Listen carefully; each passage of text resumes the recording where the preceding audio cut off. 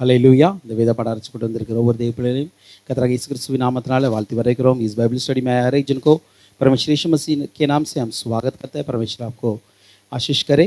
इस दिनों में भी हम யோவான் का किताब को हम मनन करके आते हैं। நாம் யோவான் புஸ்தகத்தை நாம் தியானித்து கொண்டு இருக்கிறோம்। யோவான் புஸ்தகத்தின் முதல் அதிகாரத்தின் 16 17 வசனத்தை நாம் கடந்த வாரத்தில் நாம் தியானித்திருந்தோம்। யோவான் का किताब पहला अधिकार 16 और 17 वचन को हम लास्ट वीक में हम अध्ययन किए थे। அவருடைய பரிபூரணத்தினால் நாம் எல்லாரும் கிருபையின் மேல் கிருபை பெற்றோம்। எப்படி எனில் நியாயப்பிரமாண மோசையின் மூலமாய் கொடுக்கப்பட்டது, கிருபையும் சத்தியமும் இயேசு கிறிஸ்துவின் மூலமாய் உண்டாயின।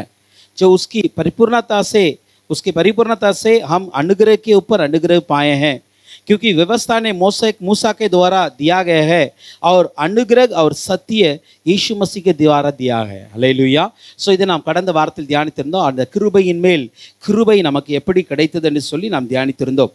ஸோ இந்த வாரத்தில் கூட நாம் அந்த அதிகாரத்தின் 18வது வசனத்தை நம்முடைய தியானத்திற்காக நாம் எடுத்துக்கொள்ளலாம்। யோவான் புஸ்தகத்தின் முதலாவது அதிகாரம் 18ஆம் வசனத்தை நாம் பார்க்க போகிறோம்। யோவான் का किताब पहला अधिकार उसका 18 वचन को हम आज अध्ययन करने वाले हैं। ஸோ இன்னைக்கு நம்ம பார்க்குறோம், தேவனை ஒருவனும் ஒரு காலும் கண்டதில்லை, பிதாவின் மடியில் இருக்கிற ஒரே பேரான குமாரனே அவரை வெளிப்படுத்தினார்। இங்க சொல்லுகிறது देवனை ஒருவனும் ஒரு காலும் கண்டதில்லை। इधर हम देखते हैं परमेश्वर को कोई भी देखा नहीं, अभी तक कोई देखा नहीं। जो परमेश्वर की पिता की जो कोख में था एक लोग का बेटा यीशु मसीह, वही पिता को प्रकट किया है। हालेलुया। सो நம்ம இங்க பார்க்கிறோம், தேவனை ஒருவனும் ஒரு காலும் கண்டதில்லை அப்படி என்று சொல்லுகிறது। ஹல்லேலூயா। அப்போ இது உண்மையா அப்படின்னு பார்த்தோம் அப்படின்னா நம்ம இது நமக்கு கொஞ்சம் தியானித்தா தான் நமக்கு தெரியும்। அப்போ தேவனை ஏன் ஒருவரும் பார்க்க முடியவில்லை? ஃபர்ஸ்ட் நம்ம பார்க்கணும், ஏன் தேவனை பார்க்க முடியாது। हालेलुया।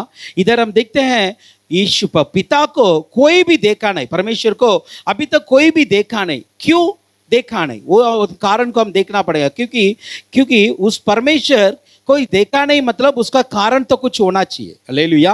புரியுதா? அந்த பிதாவாகிய தேவனை யாருமே பார்க்க முடியல அப்படின்னு சொல்வதற்கு சில காரணங்கள் இருக்கிறது। பார்க்க முடியாது, அவரை பார்க்க முடியவில்லை என்பது பார்க்கவே முடியாது என்று சொல்லி தான் நம்ம சொல்லணும்। ஏன்னா யோவான் 6ஆம் அதிகாரத்தின் 46ஆம் வசனத்தை நம்ம பார்க்கும்போது யோவான் किताब 6वां अधिकार उसका 46 में हम देखते हैं, தேவனிடத்திலிருந்து வந்தவரே தவிர வேறு ஒருவரும் பிதாவை கண்டதில்லை, இவரே பிதாவை கண்டவர்। அப்போ தேவனிடத்திலிருந்து வந்த இயேசு கிறிஸ்துவை தவிர வேற ஒருவரும் பிதாவை கண்டதில்லை। हालेलुया। जो परमेश्वर से के पिता के द्वार से आया वो यीशु मसीह के अलावा और कोई भी पिता को अभी तक देखा नहीं। हालेलुया। सिर्फ यीशु मसीह ही पिता को देखा। நம்ம பார்க்குறோம், பிதாவாகிய தேவனை நமக்கு தெரியும், நம்முடைய 3 விதத்தில் திரித்துவத்தில் நாம் தேவனை பார்க்கிறோம்। அல்ல நம்ம போட்டு குழப்பக்கூடாது। அல்லேலூயா। ஏன்னா பிதா, குமாரன், பரிசுத்த ஆவியானவர்। இங்கு சொல்லப்படுகிறது பிதாவாகிய தேவனை, குமாரனாகிய இயேசு கிறிஸ்துவை அல்ல। குமாரனாகிய இயேசு கிறிஸ்துவை இந்த உலகத்தில் வாழும்போது 33 வருடங்கள் ஜனங்கள் பார்த்தார்கள்। அல்லேலூயா। 33 வருடங்கள் ஜனங்கள் பார்த்தார்கள், இயேசு கிறிஸ்துவை அல்ல। இயேசு கிறிஸ்துவை நாம் பார்க்க முடியும், நாம் தரிசிக்க முடியும்। அதே போல ஆவியானவரை நம்ம ஃபீல் பண்ண முடியும், ஆவியானவரை பார்க்க முடியாது, we can feel it, நம்ம ஆவியானவரை ஃபீல் பண்ண முடியும்। அதே போல பிதாவாகிய தேவனை நம்ம பார்க்கவே முடியாது। அந்த பிதாவாகிய தேவனை குறித்து தான் இங்கே சொல்லப்பட்டு இருக்கிறது। इधर हम देखते हैं ट्रिनिटी, हम देखते हैं जो पिता है, को पुत्र है और पवित्र आत्मा है। इधर ये वचन कहते हैं कि पिता को कोई देख नहीं सकता, क्योंकि यीशु मसीह तो दुनिया में आया तो 33 साल इधर रहता था, तभी उन लोग सभी लोग देखा है। हालेलुया। அப்போ குமாரனாகிய இயேசு கிறிஸ்துவை அநேகர் பார்த்திருக்கிறார்கள், ஆனால் பிதாவாகிய தேவனை யாருமே பார்க்கல, அவரிடத்தில் வந்த குமாரனை தவிர வேற யாருமே பார்க்கவில்லை। இதே காரியத்தை 1 யோவான் 4ஆம் அதிகாரத்தின் 12ஆம் வசனத்தில் கூட நான் பார்க்க முடியும்। पहला यूहन्ना 4वां अधिकार उसकी 12 वचन में 1 जॉन चैप्टर 4 वर्स 12 கூட நம்ம பார்க்க முடியும், தேவனை ஒருவரும் ஒருபோதும் கண்டதில்லை, நாம் ஒருவரிடத்தில் ஒருவர் அன்பு கூர்ந்தால் தேவன் நமக்குள் நிலைத்திருக்கிறார், அவருடைய அன்பும் நமக்குள் பூரணப்படும் என்று சொல்லுகிறது। இங்கே சொல்லுகிறது தேவனை ஒருபோதும் ஒரு காலும் ஒருவரும் கண்டதில்லை என்று சொல்லுகிறது। அப்போ தேவனை ஒரு நாள் பார்த்தது கிடையாது, யாருமே இது வரைக்கும் பார்த்தது கிடையாது। அப்போ பிதாவாகிய தேவனை நான் பார்த்தேன் அப்படின்னு சொன்னால் அது போய், பிதாவாகிய தேவனை நான் பார்த்துட்டு வந்தேன், எனக்கு அப்படி வெளிப்பட்டார் இப்படி வெளிப்பட்டார்னா அது போய்। பிதாவாகிய தேவனை யாருமே பார்க்க முடியாது, ஒரு காலம் பார்க்க முடியாது என்று வேதம் சொல்லுகிறது। ஏன் அவரை பார்க்க முடியாது? 1 तीमुथी 1 अधिकारத்தின் 17 वचन அப்படியே சொல்லுது, क्यों हम पिता को देख नहीं सकते। 1 तीमुथी 1 अधिकार 17 वचन में देखते हैं। 1 तीमुथी चैप्टर 1 वर्स 17 நீங்க பாருங்க, நித்தியமும் அழிவில்லாமையும் அதரிசனமுள்ள ராஜனுமாய் தாம் ஒருவரே ஞானமுள்ள தேவனுமாய் இருக்கிறவருக்கு கனமும் மகிமையும் சதா காலங்களிலும் உண்டாயிருப்பதாக, ஆமென்। இங்கு அந்த பிதாவாகிய தேவனுடைய தன்மைகளை குறித்து சொல்லுகிறது। इधर हम देखते हैं जो परम पिता की वो पिता है उसके गुण के बारे में लिखा है। அவர் எப்படிப்பட்டவர், ஏன் அவரை பார்க்க முடியாது அப்படின்னா, அவர் நித்தியமானவர், அவர் அழிவில்லாதவர், அதரிசனமான ராஜனா இருக்கு। அப்படின்னா என்ன தெரியுமா, அவர் எப்போதும் இருக்கிறவர், அவருக்கு நித்தியமானவர் அப்படின்னா அதான் சொல்லுவாங்க ஆல்பா ஓமேகான்னு சொல்லுவாங்க। ஏன் அப்படின்னா அவர் துவக்கமும் அவர் தான், முடிவும் அவர் தான், நித்தியமா இருக்கிற தேவன் அவர், அவரை யாரும் பார்க்க முடியாது। அடுத்து அங்க சொல்லுகிறது அழிவில்லாதவர், அப்படின்னா அவருக்கு அழிவே கிடையாது, அவரை யாரும் அழிக்க முடியாது, அழிவே கிடையாது அவருக்கு। அடுத்து ஒரு கேரக்டர் சொல்லுகிறதுக்கு ஒரு குணாதிசயம் சொல்லுகிறது அதரிசனமான ராஜா। இந்த அதரிசனமான ராஜனா என்ன தெரியுமா, அவரை தரிசிக்கவே முடியாது, அவரை தரிசிக்கவே முடியாது, அதான் அதரிசனமான ராஜாண்டி சொல்லப்பட்டு இருக்கிறதுங்க। அப்ப தேவன் ஒருவர் இருக்கிறார், ஆனா அந்த தேவனை யாராலும் பார்க்க முடியாது, அப்படிப்பட்ட தேவன் அவர்। அவருடைய பெயர் என்ன தெரியுமா, அதரிசனமானவர்। அப்படின்னா அவரால் யாருமே அவரை பார்க்க முடியாது, தரிசிக்க முடியாது, யாரும் முகமுகமாக அவரை பார்த்து பேச முடியாது, அவருடைய பக்கத்தில் போய் உட்கார்ந்து முடியாது, இதெல்லாம் முடியவே முடியாது, அவர் அதரிசனமான ஒரு ராஜாவாய் இருக்கிறார்। அதே போல நீங்க 1 தீமோத்தேயு 6 அதிகாரத்தின் 16 வசனத்தை நான் பார்க்கும் பொழுது 1 தீமோத்தேயு 6 அதிகாரம் 16 வசனம், 1 தீமோத்தேயு chapter 6 verse 16 கூட நம்ம பார்க்க முடியும், ஒருவராய் சாவாமை உள்ளவரும் சேரக்கூடாத ஒளிதனில் வாசம் பண்ணுகிறவரும் மனுஷரில் ஒருவரும் கண்டிராதவரும் காணப்படக்கூடாதவருமாய் இருக்கிறவர், அவருக்கே கனமும் நித்திய வல்லமையும் உண்டாயிருப்பதாக। இங்கு பிதாவாகிய தேவனை குறித்து சொல்கிறது ஒருவராய் சாவாமை உள்ளவர், அப்படின்னா அவருக்கு சாவு அந்த அழிவு அப்படிங்கிறதுல கிடையாது। அதை விட அங்கே இன்னொரு சொல்லுகிறது சேரக்கூடாத ஒளியில் வாசம் பண்ணுகிறவர், அப்படின்னா அவரை சுற்றி அப்படி ஒரு ஒளியின் மகிமை இருக்கிறது, அது பக்கத்தில் யாருமே போக முடியாது। இப்போ சூரியன் இருக்கிறது, சூரியன் பக்கத்தில் நம்மளால் போக முடியுமா அப்படின்னு கேட்டால் முடியாது। சூரியனில் நமக்கும் சூரியனுக்குமே பல ஆயிரம் மைல்கள் தூரம் இருக்கிறது, நமக்கும் சூரியனுக்குமே பல ஆயிரம் மைல்கள் தூரம் இருக்கிறது। இப்படி இவ்வளவு தூரத்தில் இருக்கிற சூரியனை கூட நம்மளால் ஒரு 2 நிமிஷம் பார்க்க முடியாது, நம்மளால் और 2 निमिष பார்க்க முடியாது। हम इधर देखते हैं अपने परमेश्वर ये ऐसा एक उजाला में है कि उसके अंदर कोई पहुंच नहीं सकता है।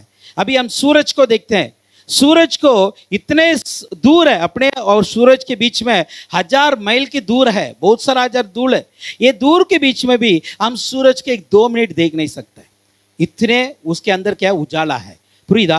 அந்த அளவுக்கு சூரியன்ல வெளிச்சம் இருக்கிறது। அப்போ இந்த சூரியன் என் தேவன் படைத்த இந்த சூரியனுடைய ஒளியையே நம்மளால ஒரு நிமிஷம் பார்க்க முடியல, நம்மளால அது பக்கத்துல போக முடியல அப்படின்னா அந்த சூரியனை படைத்தவர் எப்படிப்பட்ட ஒளியில் வாசம் பண்ணுகிறார், புரியுதா? அதுதான் மனுஷர்ல ஒருவர் காண முடியாது, அவர் யாருமே பிதாவாகி தேவனை ஒருவர் பார்க்கல அப்படின்னா காரணம் என்ன தெரியுமா, அவர் அதரிசனமானவர், அவர் யாருமே பார்க்க முடியாத தன்மையுள்ளவர்। ரெண்டாவது அவரை பார்க்கத்தக்க அவர் பக்கத்தில் சேர முடியாது நம்மளால, ஏன்னா அந்த அளவுக்கு ஒரு ஒளியில வாசம் பண்ணுகிற தேவன்। அவருடைய ஒளியின் பிரகாசம் பார்க்கும் பொழுது நம்ம பார்க்குறோம், இந்த ஒளியின் பிரகாசம் எப்படிப்பட்டது என்று சொல்லி நம்ம வெளிப்படுத்தல பார்த்தோம் அப்படின்னா புதிய எருசலேமை குறித்து அங்கே சொல்லப்பட்டிருக்கு, புதிய பரலோகத்தை குறித்து அங்கே சொல்லப்பட்டு இருக்கிறது, அங்கு சூரியனும் இல்லை சந்திரனும் இல்லை, தேவனே அதற்கு ஒளியாக இருக்கிறார்। அப்படி என்றால் அவர்கிட்ட எவ்வளவு பெரிய ஒளி இருக்கும் பாருங்களேன்। பரலோகத்தில் சூரியன் இருக்காது, சந்திரனும் இருக்காது, அங்க ஒளி கொடுப்பது யாருன்னா தேவன்। அப்ப அந்த தேவனே பரலோகம் முழுவதற்கு ஒளியா இருக்கிறார் என்றால் அந்த தேவனிடத்தில் ஒளி எவ்வளவு பெரிய ஒளி இருக்கும்। அல்லேலூயா தான் சொல்றோம்ல, அவர் சேரக்கூடாத ஒளிதனில் வாசம் பண்ணுகிறவராக இருக்கிறார்। जो कोई भी उसके पास पे पहुंच नहीं सकता है, वैसे उजाला में परमेश्वर है, वैसे निवास करते हैं परमेश्वर। हम स्वर्गराज के बारे में देखते हैं, स्वर्गराज में सूरज भी नहीं, चांद भी नहीं, ये दोनों नहीं, परमेश्वर ही उसकी उजाला देता है स्वर्गराज में, मतलब इतने उजाला उसके अंदर है, इसलिए उसको कोई देख नहीं सकता है। அல்லேலூயா, புரியுதா?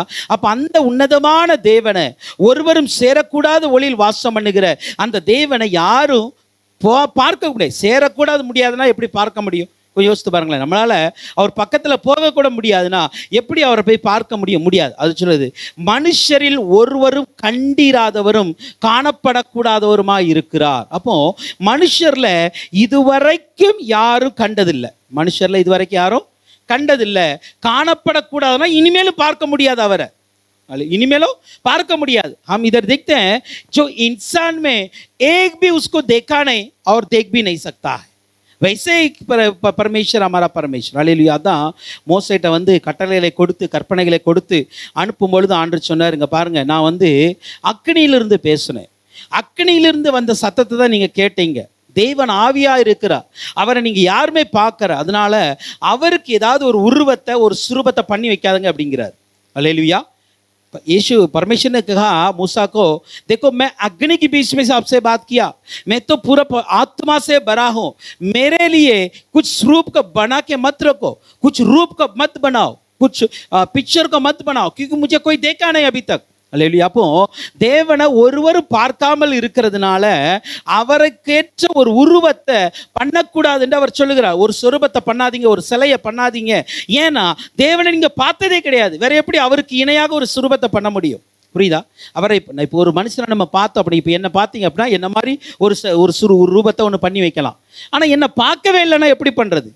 அதனால தான் சொன்னாரு, நீங்கள் அப்படி ஒரு சுரூபத்தை பண்ணுறது அது வந்து தெய்வனுக்கு அடையாளமாக இருக்காது, அதனுடைய மகிமையெல்லாம் பிசாசுக்கு போயிடும். அதனால தான் சொல்றாரு, அந்த ஸ்ரூபத்தை எதுவுமே நீங்க பண்ண வேண்டாம், ஏன்னா நீங்க என்ன பார்க்கல, நான் அக்னியிலிருந்து பேசுனேன் அப்படிங்கிறார். அப்படின்னா ஒரு சத்தத்தை மட்டும் தான் நீங்க கேட்டீங்க, என் உருவத்தை நீங்க பார்க்கல, இது வரைக்கும் உங்களால பார்க்க முடியாது. हालेलुया. जो सीनाई पर्वत में यीशु मसीह पिता ने बात किया, वो बोला मैं अग्नि से बात किया, मेरे रूप को कोई देखा नहीं, इसलिए मेरे रूप में कुछ छाया में कुछ आप मत बनाओ, कुछ रूप मत बनाओ. हालेलुया. புரியுதா? அப்போ அவருடைய சத்தத்தை தான் நம்மளால் கேட்க முடியுமே தவிர பிதாவாகிய தேவனை ஒருவரும் பார்க்க முடியாது. हालेलुया. அப்போ பிதாவாகிய தேவனை நான் பார்த்தேன் அப்படின்னு சொல்லி யாராவது உங்கள்கிட்ட வந்து கதை விட்டாங்கன்னா அது பொய்ன்னு நினைச்சேன். அல்லேலூயா. பிதாவாகிய தேவனை பார்க்க முடியாது. இயேசு கிறிஸ்துவை பார்க்கலாம், இயேசு கிறிஸ்துவை தரிசிக்கலாம், இயேசு கிறிஸ்து இன்றைக்கும் நமக்கு தரிசனம் கொடுக்கிறார், அவரை நீங்கள் பார்க்க முடியும். ஆனால் பிதாவாகிய தேவனுடைய மகிமையை வேணா பார்க்கலாமே தவிர அவரை யாரையும் பார்க்கவே முடியாது. அந்த அளவுக்கு மகிமை நிறைந்தவர், அந்த அளவுக்கு அவர் ஒளியில வாசம் பண்ணுகிற தேவனாக இருப்பதனால அவரை யாருமே பார்க்க முடியாது. அதான் சொல்கிறது, தேவனை ஒருவனும் ஒரு காலும் கண்டதில்லை. அப்படின்னா நம்ம யோசிக்கலாம், அப்போ பழைய ஏற்பாட்டில் அநேகர் நான் பார்த்தேன்னு சொன்னாங்களே, அது எப்படி? அந்த जो जुने करार में कई लोग कहा हम लोग परमेश्वर को देखा, हम देखा, दर्शन में देखा. மோசேயை குறித்து சொல்லுகிறது முகமுகமாய் பார்த்தான், அப்படிதானே சொல்லுதா இல்லையா வசனம்? நீங்கள் பாருங்களேன், ஒரு வசனத்தை நீங்கள் பாருங்க, என்னாகமம் 12ஆம் அதிகாரத்தின் 8ஆம் வசனத்தை பார்க்கும் பொழுது, என்னாகமம் 12:8, நம்பர்ஸ் 12:8 பாருங்க, கின்தி 12:8 தேக்கே, நான் அவனுடன் மறைபொருளாக அல்ல முகமுகமாயும் பிரத்யட்சமாயும் பேசுகிறேன். இங்க என்ன சொல்றாரு? முகமுகமாய் பிரத்யட்சமாய் பேசுகிறேன் என்று ஆண்டவரே சொல்றாரு. அது எப்படி? அப்போ மோசே தேவனை பார்த்தாரா? இல்லை. அல்லேலூயா. இங்கே நம்ம பார்க்குறோம், யாத்ரா 33:20 நம்ம பார்க்கும் பொழுது, நிர்கமன் 33:20, எக்ஸோடஸ் 33:20 நம்ம இங்கே பார்க்குறோம். மோசே ஆண்டவர்கிட்ட கேட்குறாரு, உங்களுடைய மகிமையை பார்க்கணும் அப்படின்னு கேட்கும்பொழுது ஆண்டவர் சொல்லார், ஓகே நீ என் மகிமையை பார்க்கலாம், ஆனால் என்னன்னா என்னுடைய முகத்தை நான் உனக்கு காட்ட மாட்டேன், என்னுடைய முகத்தை நான் உனக்கு காட்ட மாட்டேன், எந்த மனுஷனும் என்னை கண்டு உயிரோடு இருக்கக்கூடாது என்றார். அல்லேலூயா. யாத்ரா 33:20 அப்படிதான் சொல்லுகிறது, என் முகத்தை காண மாட்டாய், ஒரு மனுஷனும் என்னை கண்டு உயிரோடு இருக்கக்கூடாது. निर्गमन में मूसा पूछ रहा परमेश्वर तेरे महिमा को मुझे देखना है. परमेश्वर बोला ठीक है, मैं मेरे आँख में तेरे को अनुग्रह मिला, लेकिन मेरे चेहरे को तू देख नहीं सकता है, क्योंकि मेरे चेहरे को देख के कोई भी जिंदा नहीं रह सकता है. புரியுதா? அவருடைய முகத்தை பார்த்துட்டு யாருமே உயிரோடு இருக்க முடியாது என்று ஆண்டு சொல்லிட்டார். அல்லேலூயா. 23ஆம் வசனத்தை பார்க்கும் பொழுது, அதே யாத்ரா 33:23 பார்க்கும் பொழுது 33:23, எக்ஸோடஸ் 33:23 பாருங்க, பின்பு என் கரத்தை எடுப்பேன், அப்பொழுது என் பின்பக்கத்தை காண்பாய், என் முகமோ காணப்படாது. அல்லேலூயா. சொல்றாரு, எப்பா நீ வந்து ஒரு கண்மலை நில்லு, நான் உன் மேலே கரத்தை வைப்பேன், உன் கரத்தினால என்னை மூடுவேன், நான் அப்படியே நடந்து போவோம் பார்த்துக்காயே, நடந்து போகும் பொழுது என் கரத்தை நான் எடுத்துருவேன், அது போ என் முகத்தை பார்க்க முடியாது, என்னுடைய பின்பக்கத்தை பார்ப்பாய். அல்லேலூயா. என்னுடைய பின்பக்கத்தை பார்ப்பாய் என்று மோசேக்கு சொல்லுகிறார் ஆண்டவர். அல்லேலூயா. அப்போ என்ன ஆண்டவர் வந்து மாற்றி மாற்றி பேசுகிறாரா அப்படின்னு நமக்கு தெரியும். ஆண்டவர் சொல்கிறாரு, நான் மோசையோடு முகமுகமாக பேசினேன் அப்படிங்கிறாரு. அதே ஆண்டவர் சொல்கிறார், மோசை நீ என் முகத்தை பார்க்க முடியாது, என்னை பார்த்துட்டு எந்த மனுஷனும் உயிரோடு இருக்க முடியாது, நான் முன்னாடி போயிடுவேன், நீ என் பின்பக்கத்தை மாத்திரம் நீ பார்ப்பாய். மோசைக்கு அனுகிரகம் கிடைத்தது. நல்லா புரிஞ்சுக்கணும், மோசைக்கு கர்த்தருடைய கண்களில் நம்மளை விட அதிகமான கிருபை கிடைச்சது. ஆண்டுடைய மகிமையை பிரத்யட்சமாய் பார்க்கத்தக்கதாக அவருக்கு கிடைத்தது. அப்போ என்ன அர்த்தம் அதில்? ஆண்டவர் பிதாவாகிய தேவனை மோசே முகமுகமாய் பார்த்தாரா அப்படின்னு நமக்கு ஒரு கேள்வி வரலாம்.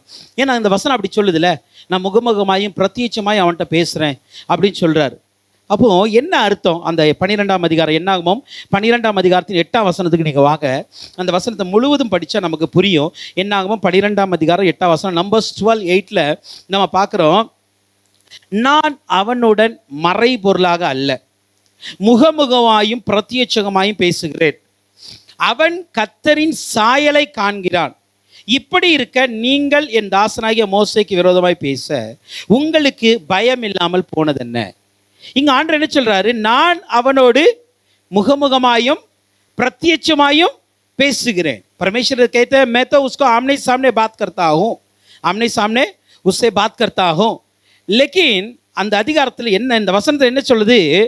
நான் முகமுகமாய் பேசுகிறேன், பிரத்யட்சமாய் பேசுகிறேன், அவன் கர்த்தரின் எதை பார்க்குறான்? சாயலை பார்க்கிறான். அப்படின்னா என்ன அர்த்தம்? சாயல்னா என்ன அர்த்தம்? இட்ஸ் எ இமேஜ், அவ்வளோதான். புரியுதா? சாயல் என்பது நேரடியான முகம் அல்ல. ஆண்டவர் அவனை முகமுகமாக பார்க்குறாரு, ஆனால் அவன் தேவனுடைய முகத்தை பார்க்க முடியல. புரியுதா? அவன் தேவனுடைய சாயலை பார்க்கிறானா, அவரை போல இருக்கிற தேவ மகிமையை பார்க்கிறான் அவன். அல்லேலூயா. மோசேயும் தேவனை முகமுகமாய் கண்டது கிடையாது.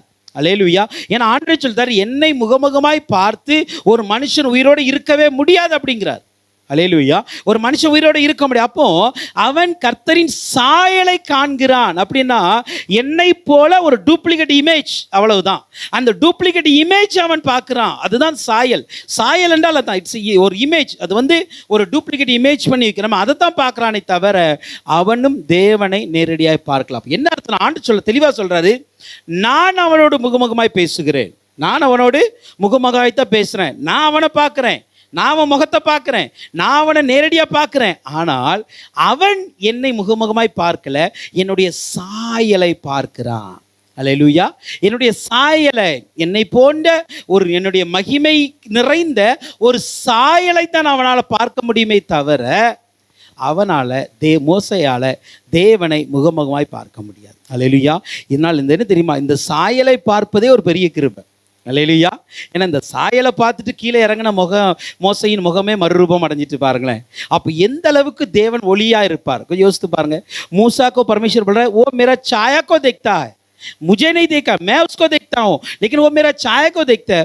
उसको देख के भी मूसा का चेहरा बदल गया, उतने महिमा के रूप में बदल गया. तो परमेश्वर का आमने सामने देखा तो कैसे बदल जाएंगे हम? அல்ல. அல்லேலூயா. அதுதான் யாக்கோபுல சொல்கிறது. நம்ம சொல்கிறோம், ஆண்டவரை எப்படி இருப்பார்னு எனக்கு தெரியாது. புரியுதா? ஆண்டவர் இப்போ எப்படி இருக்காருன்னு எனக்கு தெரியாது.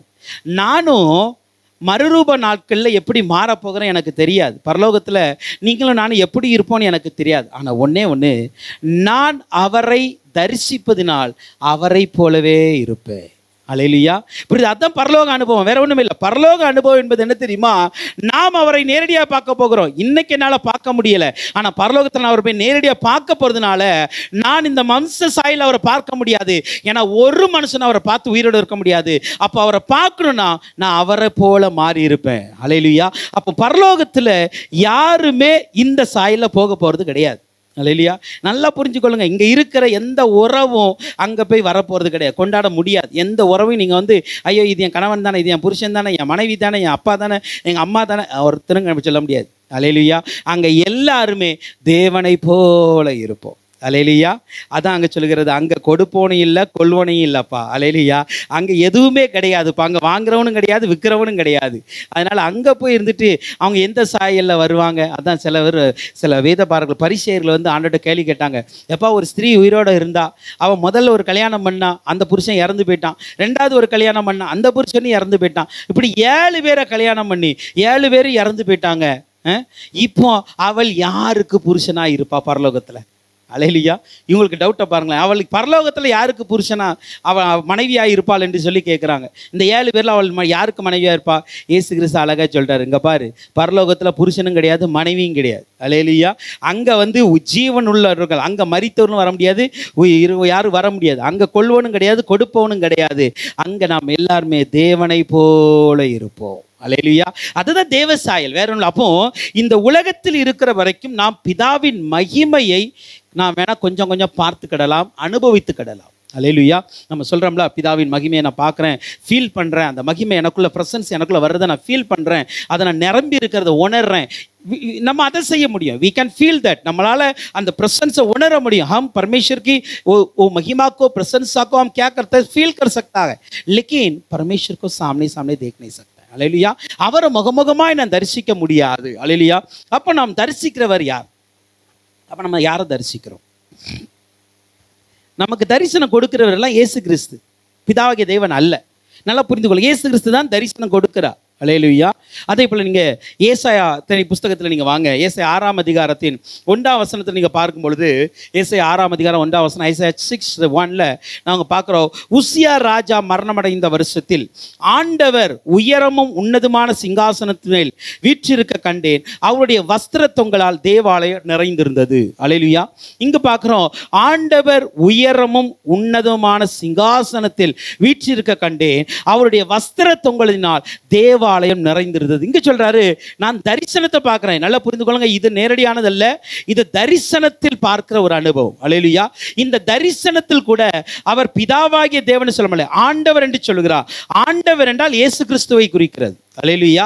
அவர் தான் உயர உன்னதமான சிங்காசனத்தில் வீற்றி இருந்து அவருடைய மகிமையினால் தேவாலயம் நிறைந்திருக்கிறது. அப்போ பழைய ஏற்பாட்டு காலத்திலும் சரி, புதிய ஏற்பாட்டு காலத்திலும் சரி, இந்த தரிசனத்திலோ சொப்பனங்களிலோ அல்லது ஒரு பேச்சில் இருந்தோ பார்ப்பது எல்லாமே இயேசு கிறிஸ்து அல்லது பிதாவினுடைய சாயலை பார்த்திருக்கலாம். அல்லேலூயா.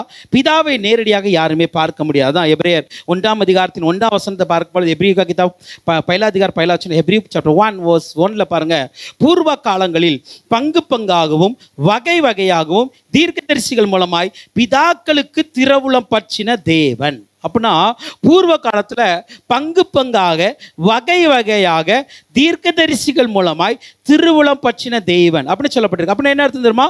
கொஞ்சம் கொஞ்சம் அவர் தீர்க்கதரிசிகள் மூலமாய் கொஞ்சம் கொஞ்சம் வெளிப்பட்டார். அல்லேலூயா. கொஞ்சம் கொஞ்சமாக பேசினார், கொஞ்சம் கொஞ்சமாக வெளிப்பட்டார். அங்கே பார்த்தேன் சொல்லுவோம், அங்கே தரிசித்தேன், நான் ஆண்டு இப்படி பேசினார், ஆண்டவர் நான் என்ன சொப்பனத்தில் இப்படி வெளிப்பட்டார், ஆண்டவர் தரிசனத்தில் இப்படி வெளிப்பட்டார் என்று சொல்லி கொஞ்சம் கொஞ்சமாய் திருவுளம் பற்றினார் தேவன். அப்போ பூர்வ காலங்களில் நம்முடைய பிதாக்களுக்கு அவர் தரிசனம் கொடுக்கிறார், சொப்பனம் கொடுத்தார் என்றால் முழுமையானது அல்ல. யாருக்குமே முழுமையான தரிசனம், முழுமையான தேவ சாயல், தேவனுடைய அந்த தேவனை பார்க்கிற அந்த பார்வை எதுவுமே கிடையாது. அல்லேலூயா. அது எல்லாமே கொஞ்சம் கொஞ்சமாய் அவளுக்கு கொடுக்கப்பட்டது. அல்லேலூயா. புரியுதா? அப்போ தேவனை ஒருவனும் ஒரு காலும் கண்டதில்லை. யோவான் 1:18 நம்ம அதான் பார்க்குறோம். தேவனை ஒருவனும் ஒரு காலும் கண்டதில்லை, பிதாவின் மடியில் இருக்கிற ஒரே பேரான குமாரனே அவரை வெளிப்படுத்தினார். அப்ப இயேசு கிறிஸ்து பிதாவின் மடியில் இருந்த ஒரே பேரான குமாரன். அல்லேலூயா. இதை பிதாவே சொல்றார். இயேசு கிறிஸ்து ஞானஸ்நானம் எடுத்து வெளியே வரும்பொழுது, இதோ என் நேசகுமாரன், இவரெல்லாம் பிரியமா இருக்கிறேன் என்று சொல்லுகிறார். அதே போல மறுரூப மலையில போய் பார்க்கும் பொழுது கூட, இவர் என் நேசகுமாரன், இவரில் நான் பிரியமா இருக்கிறேன், இவருடைய வார்த்தைக்கு நீங்க செவி கொடுங்க என்று சொல்லுகிறார். அப்ப இயேசு கிறிஸ்து யார் என்றால் பிதாவின் மடியில் இருந்து அவருடைய ஒரே பேரான குமாரன். இப்ப அவர் கண்டிப்பா பார்த்துருக்கணும். ஏன்னா அவர் மடியில இருக்கிறார்ல, மடியில இருந்த முகத்தை பார்க்க எவ்வளவு நேரம்? கண்டிப்பா இயேசு கிறிஸ்து யார் பிதாவினுடைய பார்த்திருக்கிறார், வேற யாருமே பார்த்தது கிடையாது. அல்லேலூயா. தான் யோவான் 5ஆம் அதிகாரத்தின் 37ஆம் வசனத்தை பார்க்கும்பொழுது, யோவான் ஜான் சாப்டர் 5:37 நம்ம பார்க்கும்பொழுது, என்னை அனுப்பின பிதாதாமே என்னை குறித்து சாட்சி கொடுக்கிறார், நீங்கள் ஒரு காலும் அவர் சத்தத்தை கேட்டதும் இல்லை, அவர் ரூபத்தை கண்டதும் இல்லை. जो मुझे भेजा है वो पिता है, वो मेरे बारे में गवाही देते हैं, क्योंकि आप उसको देखा भी नहीं, उसका आवाज को सुना भी नहीं. அல்லேலூயா. சொல்ல, நான் தான் அவரை பார்த்துருக்கிறேன், நீங்க யாருமே அவரை பார்த்தது கிடையாது. அல்லேலூயா. அப்போ இங்கு இயேசு கிறிஸ்து பிதாவை பார்த்தார் அப்படின்னு வச்சுக்கிடுவோமே. இப்போ இயேசு கிறிஸ்து பிதாவை பார்த்தார் என்றால் வசனம் சொல்லுகிறது, பிதாவின் மடியில் இருக்கிற ஒரே பேரான குமாரனே அவரை வெளிப்படுத்தினார். அப்போ பிதாவை இயேசு கிறிஸ்து வெளிப்படுத்தி இருக்கிறார். எப்படி வெளிப்படுத்துகிறார்? ரிவீல் பண்றார். பிதாவை வந்து அவர் வெளிப்படுத்தி காட்டுகிறார். இந்த உலகத்தில் வாழ்ந்த நாட்கள்ல பிதாவாகிய தேவனை இயேசு கிறிஸ்து வெளிப்படுத்தினார். பிதாவை யாருமே பார்த்ததில்லை, ஆனா பிதாவை பார்க்கறது போல இயேசு கிறிஸ்துவை பார்க்கலாம். அப்படி என்றால் இயேசு கிறிஸ்துவை பார்க்கறது பிதாவை பார்க்கறது அடையாளம். இயேசு கிறிஸ்துடைய சத்தத்தை கேட்பது பிதாவுடைய சத்தத்தை கேட்பதுக்கு அடையாளம். அல்லேலூயா. அது எப்படி நம்ம பார்க்கலாம்? இயேசு கிறிஸ்துவே சொல்லி இருக்கிறார் பாருங்களேன். யோவான் 14ஆம் அதிகாரத்தின் 9 से 11 वरस की वासिக்கும் பொழுது யோவான் का किताब 4 अध्याय 9 से 11 तक हम देखते हैं. जॉन चैप्टर 14 वर्स 9 to 11ல நம்ம அங்க பார்க்கிறோம். அதற்கு இயேசு, பிலிப்புவே, இவ்வளவு காலம் நான் உங்களுடனே கூட இருந்தும் நீ என்னை அறியவில்லையா? என்னை கண்டவன் பிதாவை கண்டான். அப்படி இருக்க பிதாவை எங்களுக்கு காண்பீம் என்று நீ எப்படி சொல்லுகிறாய்? நான் பிதாவிலும் பிதா என்னிலும் இருக்கிறதை நீ விசுவாசிக்கிறது இல்லையா? நான் உங்களுடனே சொல்லுகிற வசனங்கள் என் சுயமாய் சொல்லவில்லை.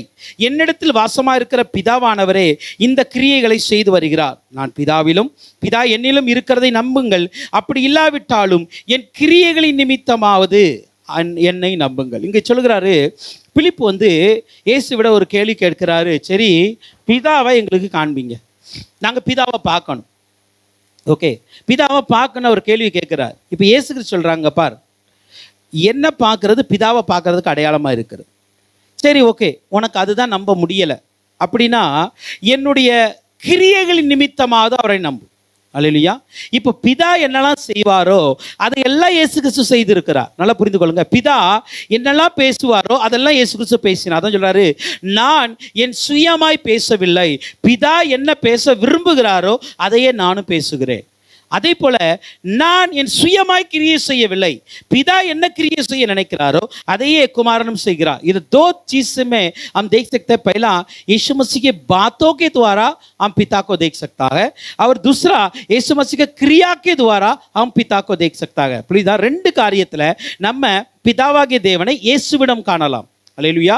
பிதாவாகிய தேவனை இயேசுவிடம் பார்க்கலாம். ஒன்று, இயேசு கிறிஸ்து கொடுத்த வசனங்கள் அல்லது அவர் பிரசங்கம் பண்ணின பிரசங்கங்கள், அவருடைய உபதேசங்கள், அது பிதா என்ன பேசுவாரோ அது அப்படியே பிரதிபலிக்கிறது. ரெண்டாவது, இயேசு கிறிஸ்துனுடைய கிரியைகள், இந்த கிரியைகளும் பிதா என்ன செய்வாரோ அதையே பிரதிபலிக்கிறது. அல்லேலூயா. புரியுதா? அப்போ பாருங்க, பழைய ஏற்பாட்டு காலத்துல மோசேயிடம் ஆண்டவர் வார்த்தையை கொடுத்தார். ஆனால் புதிய ஏற்பாட்டு காலத்தில் இயேசு கிறிஸ்து மூலமாக வசனம் வர ஆரம்பித்தது. அல்லேலூயா. புரியுதா? அப்போ பிதா என்னெல்லாம் பேச நினைக்கிறாரோ அதெல்லாம் இயேசு கிறிஸ்து பேசுகிறார். பிதா என்னெல்லாம் செய்ய நினைக்கிறாரோ அதெல்லாம் இயேசு கிறிஸ்து செய்கிறார். அது சொல்றாரு, என்னுடைய கிரியை நிமித்தமாவது நீங்கள் என்ன பண்ணணும்? அவரை நம்பணும். அல்லேலூயா. பாருங்க, அதான் அப்போஸ்தலர் 2ஆம் அதிகாரம் 22ஆம் வசனத்தில், இஸ்ரவேலரே நான் சொல்லும் வார்த்தைகளை கேளுங்கள். ஆக்ட்ஸ் சாப்டர் 2 verse 22ல, இஸ்ரவேலரே நான் சொல்லும் வார்த்தைகளை கேளுங்கள். நீங்கள் அறிந்திருக்கிறபடி நசரேயனாகிய இயேசுவை கொண்டு தேவன் உங்களுக்குள்ளே பலத்த செய்கைகளையும் அற்புதங்களையும் அடையாளங்களையும் நடப்பித்து அவைகளினாலே அவரை உங்களுக்கு வெளிப்படுத்தினார். அல்லேலூயா. இங்க நம்ம பார்க்கிறோம், பேதுரு சொல்லுகிறார், நசரேயனாகிய இயேசு கிறிஸ்து பிதாவை எப்படி யூதர்களுக்கு வெளிப்படுத்தினார். எப்படி யூதர்களுக்கு வெளிப்படுத்தினார்? அங்கு பார்க்கிறோம் எப்படி வெளிப்படுத்தினார் என்று. தேவன் உங்களுக்குள்ளே செய்த பலத்த செய்கைகள், அற்புதங்கள், அடையாளங்கள், இதன் நிமித்தமாக இயேசு கிறிஸ்து பிதாவாகிய தேவனை வெளிப்படுத்தினாராம். அல்லேலூயா. புரியுதா? அதான் சில அற்புதங்களை நடக்கும் பொழுது ஜனங்கள் வந்து ஏதோ தேவனை பார்ப்பதை போலவே இயேசுவை பார்த்தாங்க. தேவனை பார்ப்பது போலவே இயேசுவை பார்த்தாங்க. ஏன்னா அப்படிப்பட்ட அற்புதங்கள்லாம் ஆண்டவர் செய்கிறார். மரித்தவனை உயிரோடு எழுப்புவது வந்து மனிதனால் கூடாத காரியம். புரியுதா? ஒரு மனுஷன் இன்னொரு மனுஷனை உயிரோடு எழுப்ப முடியாது. அது எழுப்ப முடியும்னா உயிரோடு எழுப்ப தகுதியானவர் அந்த வல்லமையுடைய ஒருவரை பிதாவாகிய தேவன் தான். நல்லா புரியுதா? அவர் மாத்திரம் உயிரோடு எழுப்ப முடியும். ஏன்னா பிதாவாகிய தேவன் உயிர்ப்பிக்கிறது போல இயேசு கிறிஸ்துவும் உயிர்ப்பிக்கிறார் என்று சொல்கிறது. அப்ப பிதாவாகிய தேவன் தான் உயிரோட எழுப்ப முடியும், வேற யாராலும் உயிரோட எழுப்ப முடியாது. அல்லேலூயா. யாராலும் உயிரோட எழுப்ப முடியாது. இப்ப இயேசு கிறிஸ்து சொல்றாரு, நான் சொல்றேன் நீ எழும்பு அப்படின்னு சொல்றாரு. அவன் எழும்பி வர்றான். புரியுதா? புரியுதா? அப்போ இயேசு கிறிஸ்து எழுப்பினது பிதாவினுடைய ஒரு கிரியை. அந்த அற்புதம் யாருடையது? பிதாவினுடைய ஒரு அற்புதம். கல்லறைக்குள் இருந்து ஒருவனை வெளியே அழைக்கிறார். 3 நாட்களாக கல்லறையில் இருக்கிறான். அவனை பார்த்து, லாசருவே நீ வெளியே வா அப்படிங்கிறாரு. அவன் அப்படியே எஞ்சி வெளியே வர்றான். இது ஒரு மனுஷனால் கூடுமா அப்படின்னு கேட்டால் சரித்திரத்தில் கூடாது. எந்த ஒரு சரித்திரத்திலையும் கல்லறைக்குள் வைக்கப்பட்டு 3 நாட்கள் கழித்து ஒரு மனிதன் உயிரோட எழும்பி வந்தது கிடையாது. சரித்திரமே கிடையாது. ஆனால் இயேசு கிறிஸ்து அதை செய்கிறார் என்றால் எப்படி செய்கிறார்? பிதாவாகிய தேவன் அவரோடு கூட இருந்ததினால் செய்கிறார். हालेलुया, அவரோடு கூட இருந்த அந்த அற்புத அடையாளங்களை செய்கிறார். हम देखते हैं यीशु मसीह जो मरा हुआ इंसान को जिला देते हैं, जो कब्रिस्तान में रखा अगर लाजर को 3 दिन के बाद बाहर निकालते हैं, ये कैसे हुआ? जो पिता उसके साथ था, उसके साथ रह के वो क्रिया करता है. அல்லேலூயா, புரியுதா? அதுதான் பாருங்க, சில அற்புத அடையாளங்கள் நடக்கும் பொழுது அநேகர் தேவனை பார்ப்பதை போல பார்த்தாங்க. ஒரு இடத்துல பார்க்கும்போது பவுல் அற்புதம் செய்தது கூட என்ன பார்த்தாங்க தெரியுமா? தேவர்கள் நம்மிடம் வந்து விட்டார்கள். அப்ப அந்த அற்புத அடையாளங்களை பார்க்கும் பொழுது இது பிதாவை தவிர வேற யாருமே செய்ய முடியாது. அப்படிப்பட்ட கிரியைகளை வெளிப்படுத்தி தேவனை இயேசு கிறிஸ்து வெளிப்படுத்தினார். அல்லேலூயா. அப்ப தேவனை நீங்க எப்படி பார்க்கணும் அப்படின்னா, நேரடியா பார்க்க முடியாது. இயேசு கிறிஸ்துவை பார்த்தா தேவனை பார்க்கலாம். அல்லேலூயா. தேவன் எப்படி பேசுவார்? இயேசு கிறிஸ்து என்ன பேசுகிறார் அப்படிதான் பேசுவார். அல்லேலூயா. இயேசு கிறிஸ்து எப்படி பேசுகிறாரோ அப்படித்தான் தேவன் பேசுவார். தேவன் எப்படி கிரியை செய்வார்? இயேசு கிறிஸ்து எப்படி கிரியை செய்கிறாரோ அப்படித்தான் தேவனும் கிரியை செய்வார். இவ்வளவுதான், வேற ஒண்ணுமே கிடையாது. பிதா அதான் சொல்றாரு, என்ன பார்த்தாவது நீ பிதா நம்புப்பா. பிதாவை உன்னால பார்க்க முடியாது, ஆனா என்ன பாரு, நீ பிதாவை பார்த்த மாதிரி அப்படிங்கிறார். அல்லேலூயா. அப்போ என்னுடைய கிரியைகள், என்னுடைய வார்த்தைகள் இதை கேட்டா நீ பிதாவை பார்த்த மாதிரி இயேசு கிறிஸ்து சொல்லுகிறார். அல்லேலூயா. அப்போ அந்த பிதாவை நம்ம பார்க்கணும்னா இயேசுவை பார்த்தா போதும். அல்லேலூயா. இயேசுவை மாத்திரம் பார்த்தா போதும். இயேசுவை பாருங்க, இயேசு சொன்ன வார்த்தைகளை கவனிங்க, இயேசு சொன்ன வசனங்களை கவனிங்க, இயேசு செய்த அற்புதங்களை கவனிங்க, அதை தியானிச்சு பாருங்க. அது ஒவ்வொரு அற்புதங்களிலும் பிதாவாகிய தேவன் வெளிப்படுவார். அல்லேலூயா. அதை சொன்னேன், இந்த யோவானை எடுக்கும்போது, இந்த யோவான் புஸ்தகத்தை நம்ம பைபிள் ஸ்டடிக்காக எடுக்கும்போது சொன்னேன், இந்த யோவான் புஸ்தகத்தில் 7 அற்புத அடையாளம் தான் இருக்கும். மத்தேயு, மார்க், லூக்கால மாதிரி நிறைய அற்புத அடையாளம்லாம் இருக்காது. 7 தான் இருக்கும். அந்த 7லும் இயேசு தெய்வத்துவத்தை வெளிப்படுத்துவார். அவர் தேவன் என்பதை வெளிப்படுத்துவார். அல்லேலூயா. அது நம்ம வர்ணாக்களை கொஞ்சம் கொஞ்சம் தியானிப்போம் அந்த அற்புதங்கள் வரும்பொழுது. அல்லேலூயா. அந்த 7லும் இயேசு கிறிஸ்து தேவனாகவே இருப்பார். அந்த தேவன் எப்படி வெளிப்படுவாரோ அப்படியே அவர் வெளிப்படுவாருங்க. அதுதான் இயேசு கிறிஸ்துவை யார் பார்க்கிறார்களோ அவர்கள் பிதாவை பார்த்தது போல.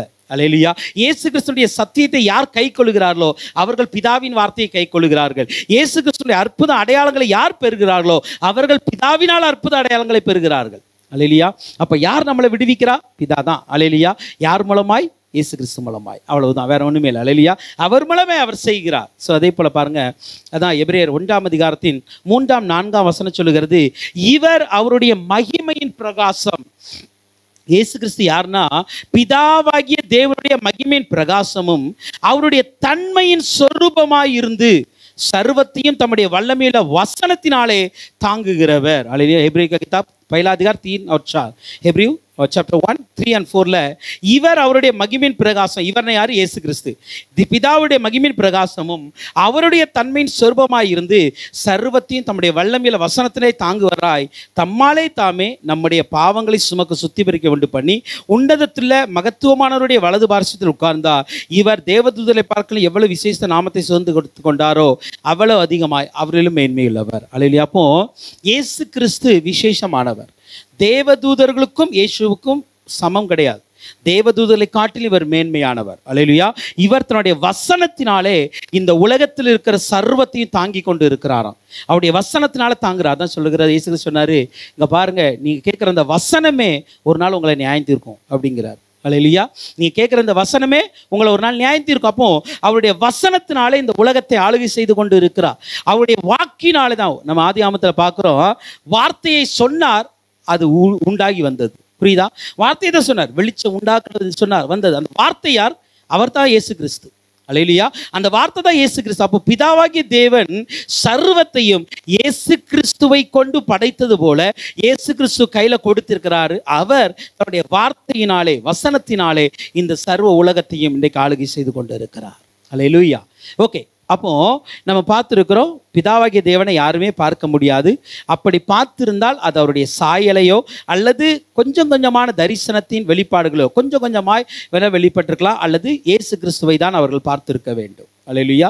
2வது நான் உங்களுக்கு சொல்லிக் கொடுத்தேன், பிதாவின் மடியில் இருக்கிற ஒரே பேரான குமாரனே அவரை வெளிப்படுத்துகிறார். எப்படி வெளிப்படுத்துகிறார்? அவருடைய தன்மை, அவருடைய கிரியை மூலமாக அல்லது அவருடைய வார்த்தை மூலமாக அவரை வெளிப்படுத்துகிறார். ஓகே.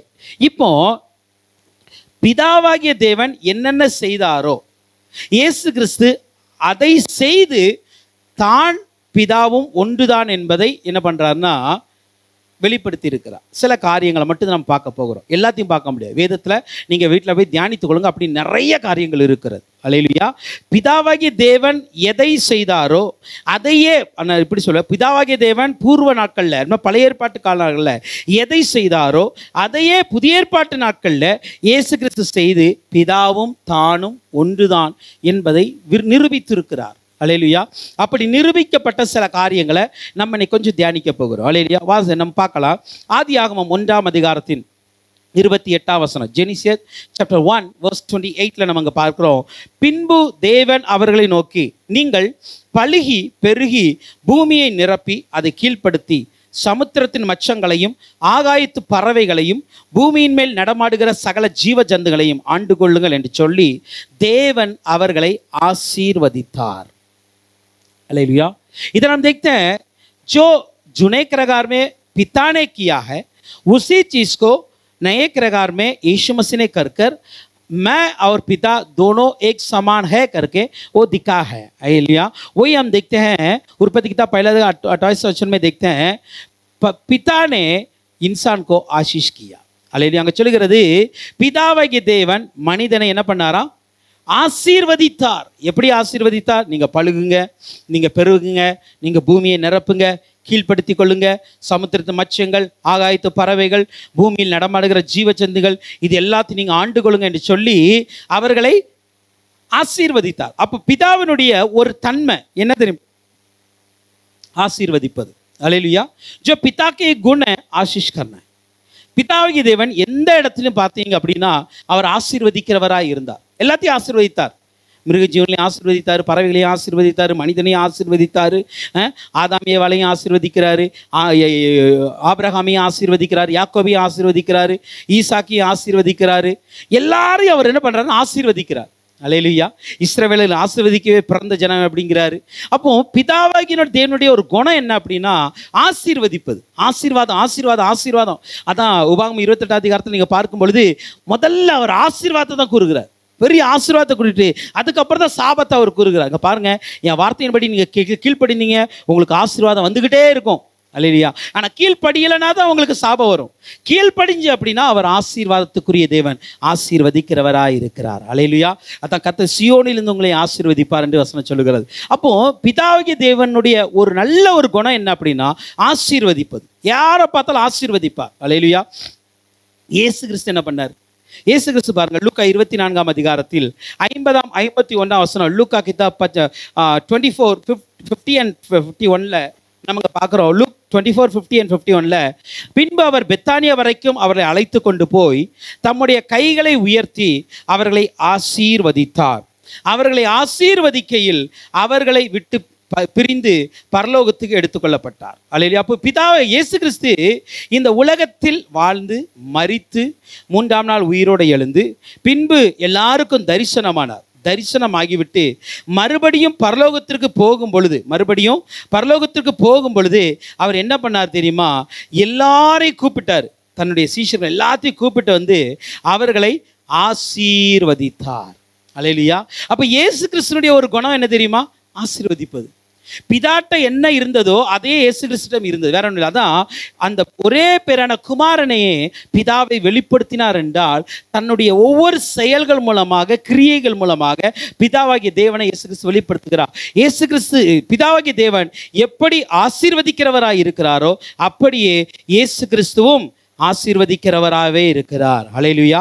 அதே போல இயேசு கிறிஸ்து நமக்கு சொன்ன வார்த்தை கூட என்ன தெரியுமா? உங்க சத்துருக்களை சிநேகிங்க, உங்க சபிக்கிறவங்க நீங்க ஆசீர்வதிங்க என்று சொல்லுகிறார். அல்லேலூயா. அப்போ இயேசு கிறிஸ்து நம்மகிட்ட கூட என்ன சொல்லிட்டு போறாரு? நீங்க ஆசீர்வதிங்க, எல்லாத்தையும் ஒருவனையும் சபிக்காதிருங்க, நீங்க ஆசீர்வதிக்க வரம் பெற்றவங்க, ஆசீர்வதித்து கொண்டிருங்க. यीशु मसीह हमें भी बताया जो जैसे पिता ने सभी को आशीष किया वैसे यीशु मसीह भी अपने चेले लोग को बुलाकर उसको आशीष किया और बोल के गया आप लोग भी आशीष करो, सापित मत करो किसी को, आप उसके लिए आप परमेश्वर ने बुला नहीं, आपको आशीष करने के बुलाया है. அல்லேலூயா. அப்போ நம்மளும் எப்படி இருக்கணும்னா ஆசீர்வதிக்கிறவர்களா இருக்கணும். அல்லேலூயா. புரியுதா? பிதாவாகிய தேவனை இயேசு கிறிஸ்து அவர் செய்த ஆசீர்வாதத்தின் மூலம் வெளிப்படுத்தினார். இப்போ நீங்களும் நானும் இந்த உலகத்தில் ஏன் வாழ்கிறோம்? எதற்காக வாழ்கிறோம்? வசனம் சொல்லுகிறது, நீங்கள் எல்லாம் எருசலேமில் யூதாவில் எல்லாம் எனக்கு நீங்கள் எப்படி இருப்பீங்க? சாட்சி. சாட்சின்னா என்ன அர்த்தம்? இயேசுவை வெளிப்படுத்துறது தான் சாட்சி, வேற ஒன்றுமே இல்லை. இயேசு என் கூட இருக்கிறாரு, என்னை நடத்துகிறாரு, என்னை வாழ வைக்கிறாரு, அதை நான் வெளிப்படுத்துகிறோம்ல, அது பேர் தான் சாட்சி, வேற ஒன்றும் கிடையாது. சாட்சினா அதுதான். இயேசு என் கூட இருக்கிறார். பிதாவாகிய தேவன் இயேசுவோடு இருந்ததுக்கு அவர் சாட்சியாக இருந்தார். எப்படி? அவர் ஆசீர்வதித்தது போல இவரும் ஆசீர்வதித்தார். இப்போ இயேசு என் கூட இருக்கிறதுக்கு சாட்சி என்ன தெரியுமா? இயேசு கிறிஸ்து எப்படி ஜனங்களை ஆசீர்வதித்தாரோ அப்படி நானும் ஆசீர்வதிப்பது தான். அல்லேலூயா, புரியுதா? அதுதான் சாட்சியுள்ள ஒரு வாழ்க்கை, வேற ஒன்றுமே இல்லை. சாட்சியுள்ள வாழ்க்கை என்பது இயேசு கிறிஸ்து என்ன செய்தாரோ அதை நாம் செய்வது தான். இயேசு கிறிஸ்து யாராவது சபிச்சாரா? இல்லை. இயேசு கிறிஸ்து இந்த உலகத்தில் வாழ்ந்த நாட்களில் சபிக்கவே இல்லை. ஒரு நாள் வந்தாங்க, ஒரு கிராமத்துக்கு போயிட்டு அந்த கிராமத்தில் சுவிசேஷம் சொல்லியாச்சு. ஒருத்தனும் கேட்கல, இயேசு கிறிஸ்து சொல்லியே கேட்கல. புரியுதா? இயேசு கிறிஸ்து சொல்லியே யாரும் கேட்கல, ஏற்றுக்கொள்ளலை. 2 சிஷ்யர்கள் வந்தாங்க. எப்போ நம்ம ஒன்று பண்ணுமா, எலியாவை மாதிரி அக்கினி இறக்கி என்ன பண்ணிடும், அழிச்சு போட்டுருவோம். அப்போ இயேசு கிறிஸ்து என்ன சொன்னார் தெரியுமா? நீங்கள் இன்னும் ஆவி உள்ளவர்கள் என்று நீங்கள் என்ன அறியலை. அல்லேலூயா. எப்போ பழைய ஏற்பாட்டு காலத்தில் எலியா அக்னி இறக்கி கொன்னாரு, ஆனால் நான் கொல்றதுக்கு வரலை. புரியுதா? இயேசு கிறிஸ்து சபிக்கவோ ஒருவனை அழிக்கவோ வரல. இயேசு கிறிஸ்து சொல்லுகிறார், நான் ரட்சிப்பதற்கு வந்தனே தவிர அழிப்பதற்கு வரல. அல்லேலூயா. அப்போ நாமளும் யாரையும் அழிக்கக்கூடாது, அப்படின்னா யாரையும் சபிக்கக்கூடாது. நீ விளங்காம போ, நீ நாசமா போ, நீ உருப்பட மாட்ட, யாரையும் அப்படி சொல்லக்கூடாது. அல்லேலூயா. நம்ம வாயிலிருந்து ஆசீர்வாதத்தின் வார்த்தைகள் வர வேண்டும். அப்பந்தான் நம்மோடு இயேசு கிறிஸ்து இருக்கிறார் என்பதை நம்ம வெளிப்படுத்துகிறோம். அல்லேலூயா. இயேசு கிறிஸ்துடைய வார்த்தைகள் ஆசீர்வதிப்பது.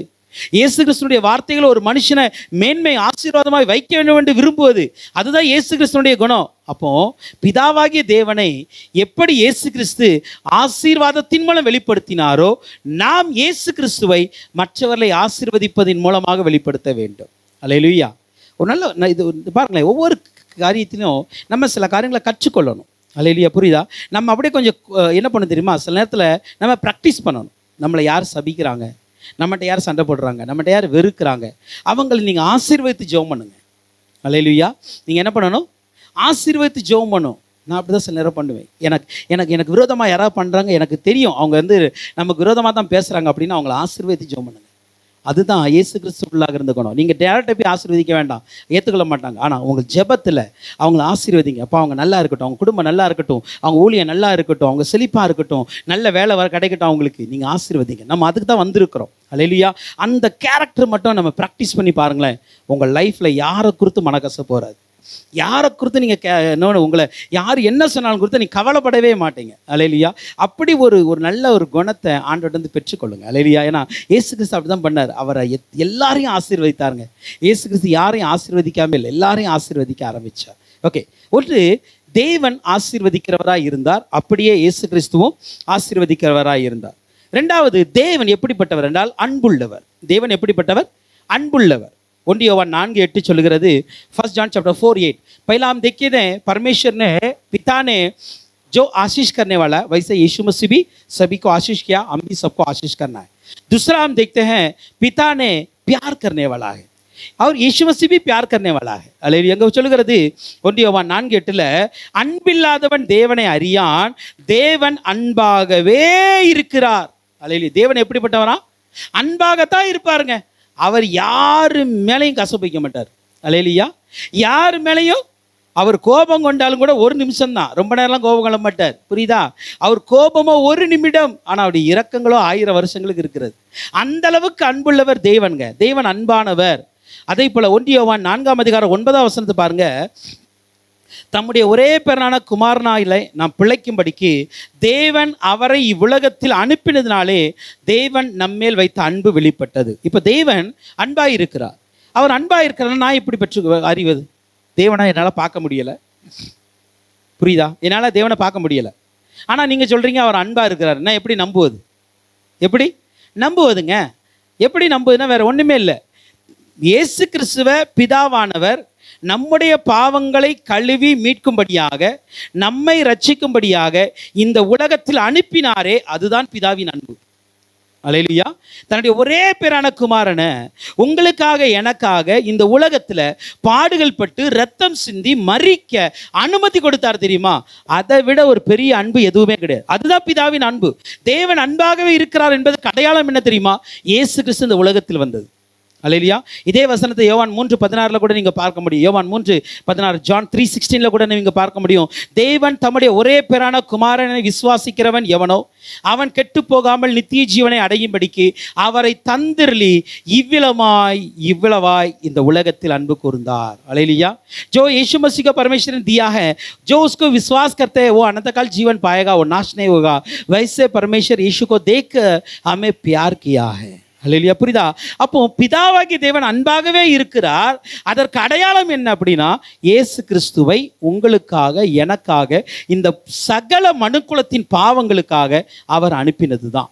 அனுப்பினார்னா சும்மா அனுப்பல, பலியாக அனுப்பினார். அதுதான் அன்பு, வேற ஒன்றுமல்ல. இயேசு கிறிஸ்து இந்த உலகத்தில் வந்து சிலுவையில் அடிபட்டு சாக வேண்டும் என்று சொல்லி அனுப்பினார். அதுதான் அன்பு, வேற ஒன்றும் இல்லை. அன்பு என்பது அப்படிதான் தேவனுடைய அன்பு வெளிப்பட்டது. தன்னுடைய ஒரே பேரான குமாரனை இந்த ஜனத்திற்காக, அதுவும் மற்றவன் செய்த தவறுக்காக, மற்றவன் செய்த பாவத்திற்காக, மற்றவன் செய்த குற்றத்திற்காக இவர் பலியாக வேண்டும் என்று சொல்லி அனுப்பினார். பாருங்க, அதுதான் பிதாவின் அன்பு. அல்லேலூயா. जो हम पाप किए, हम गलती किए, लेकिन हमारे लिए यीशु मसीह ने इधर आए हैं. ये प्रेम है, पिता का प्रेम है. அல்லேலூயா. அப்போ நம்ம ஒரு குழந்தைய இன்னொருத்தங்க தப்புக்கு, நம்ம ஒரு குழந்தைய நம்ம குழந்தைய அந்த தப்பை ஏற்றுக்கிட சொன்னால் அது எவ்வளவு நம்மளால் முடியுமா? சகிக்க முடியாது. அப்படி தானே? ரெண்டு குழந்தை தப்பு பண்ணி, நம்ம இப்போ குழந்தை தப்பு பண்ணாட்டாலும் கூட அந்த குழந்தை தப்பு பண்ணிட்டான்னு சொன்னால் நமக்கு எவ்வளோ கோவம் வரும். இல்லை, அவன் குழந்தை தப்பே பண்ணாது அப்படின்னு சொல்லுவோம். ஆனால் இயேசு கிறிஸ்து பிதாவாகிய தேவன் பாருங்க, இயேசு கிறிஸ்து பாவமற்றவர், குற்றமற்றவர், அவரிடத்தில் ஒரு தவறும் இல்லை. ஆனாலும் கூட நம்முடைய பாவத்திற்காக பிதாவாகிய தேவன் அவருடைய பாவங்களை எல்லாம் சுமக்க வைச்சார். அல்லேலூயா. நம்முடைய பாவங்களை எல்லாம் சுமக்க வச்சாரு. அதுதான் பிதாவாகிய தேவனுடைய அன்பு. அல்லேலூயா. அப்போ தேவன் அன்பாகவே இருக்கிறார்.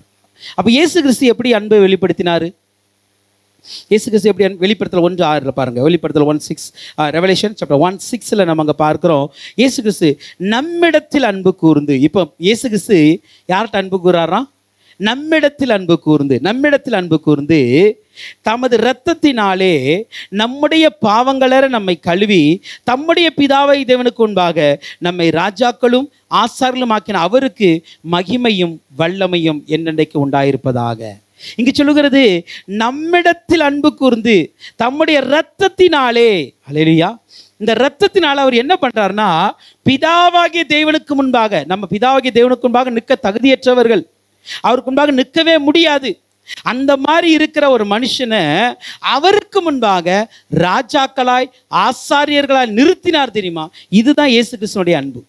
அல்லேலூயா. அப்போ பிதாவாகிய தேவன் நம் மீது அன்பு செய்ததுனால இயேசு கிறிஸ்துவை அனுப்பினார். இயேசு கிறிஸ்து நம்மை நேசித்தா என்ன பண்ணார் தெரியுமா? அவர் தன்னுடைய இரத்தத்தினால் நம்மை கழுவி, அவர் எந்த இடத்துல பிதாவுக்கு முன்பாக நிற்கிறாரோ அதை போலவே நம்மையும் அவருக்கு முன்பாக நிற்க வைக்கிறார். பாருங்க, அதுதான் அன்பு. அல்லேலூயா. இந்த அன்பு தாங்க இயேசு கிறிஸ்து தான் அந்த பிதாவின் மடியில் இருக்கிற குமாரனே பிதாவை வெளிப்படுத்துகிறார். அப்போ பிதா எப்படிப்பட்டவர்? அன்புள்ளவர், அவர் ஆசீர்வதிக்கிறவர். இயேசு கிறிஸ்துவும் ஆசீர்வதிக்கிறவராய் வாழ்ந்தார், அன்புள்ளவராய் வாழ்ந்தார். அதே போல நீங்களும் நானும் அன்புள்ளவர்களாக இருந்தால்தான் இயேசுவை வெளிப்படுத்த முடியும். அல்லேலூயா. நம்ம லைஃப்ல இயேசுவை வெளிப்படுத்தணும் அப்படின்னா அன்புள்ளவர்களாக இருங்க, எல்லாரையும் நேசிங்க. அல்லேலூயா. அந்த அன்பு 1 யோவான் 3:16 பாருங்க.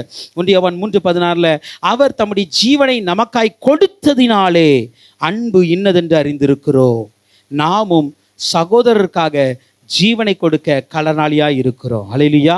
वो अपने आप को मारने के लिए दिया है, इसलिए प्रेम क्या है करके जानते हैं, वैसे हम भी प्रेम करना है. हालेलुया. நாமளும் நம்முடைய சகோதரருக்காக அன்பு கூற கடனாளியாக இருக்கிறோம். அல்லேலூயா. நம்ம இன்னும் அன்பு செய்ய கடனாளியாக தான் இருக்கிறோம், இன்னும் குறைவுள்ளவர்களாக தான் இருக்கிறோம். அன்பு செய்கிறதுல என்ன பண்ணணும்? அன்பு செய்வோம். அல்லேலூயா. அப்போ பிதாவாகிய தேவன் ஆசீர்வதிக்கிறவர், இயேசுவும் ஆசீர்வதிக்கிறவராக இருந்தால் நாமும் ஆசீர்வதிக்க வேண்டும். பிதாவாகிய தேவன் அன்பு செய்கிறவர், இயேசுவும் அன்பு செய்தால் நாமும் அன்பு செய்கிறவர்களாக இருக்கணும். அடுத்து தேவனுடைய இன்னொரு குணம் என்ன தெரியுமா? தேவன் ரொம்ப நல்லவர். அல்லேலூயா. தேவன் எப்படிப்பட்டவர்? நல்லவருங்க. சங்கீதம் 119:68 பாருங்க. சங்கீதம் 119:68, தேவரீர் நல்லவரும் நன்மை செய்கிறவருமாய் இருக்கிறீர். அல்லேலூயா. தேவன் எப்படிப்பட்டவர்னா நல்லவரும் நன்மை செய்கிறமானவர் தேவன். அப்படிப்பட்டவர் தான் தேவன். அதே போல் அப்போஸ்தலர் 10:38 பார்க்கும் பொழுது இயேசு கிறிஸ்துவை கூட நம்ம பார்க்க முடியும். அவர் நன்மை செய்கிறவராய் சுற்றி திரிந்தார். அல்லேலூயா. எப்படி சுற்றி திரிந்தாரா? நன்மை செய்கிறவராய் சுற்றி திரிந்தார். அப்போ தேவன் அவர் நல்லவராகவே இருக்கிறார். அப்போ நல்லவர். அப்போ இயேசு கிறிஸ்து எப்படிப்பட்டவராக இருக்கிறார்? நல்லவராய் இருக்கிறார். இயேசு கிறிஸ்து நல்லவராய் இருந்தாரா? இயேசு கிறிஸ்து நல்லவராக இருந்தாரா? எப்படி சொல்ல முடியும்? ஒரு எக்ஸாம்பிள் நம்ம பார்ப்போமே. அவர் எவ்வளவு நல்லவருங்கிறதுக்கு ஒரு எக்ஸாம்பிள் பார்த்தா நமக்கு நல்லா இருக்கும். ஒரு எக்ஸாம்பிள் பார்க்கலாம். லூக்கா 22ஆம் அதிகாரம் 51ஆம் வசனம். Look chapter 22 verse 50-51. இங்க பாருங்க. ஒருவன் பிரதான ஆசாரியனுடைய வேலைக்காரனை வலது காதார வெட்டினான்.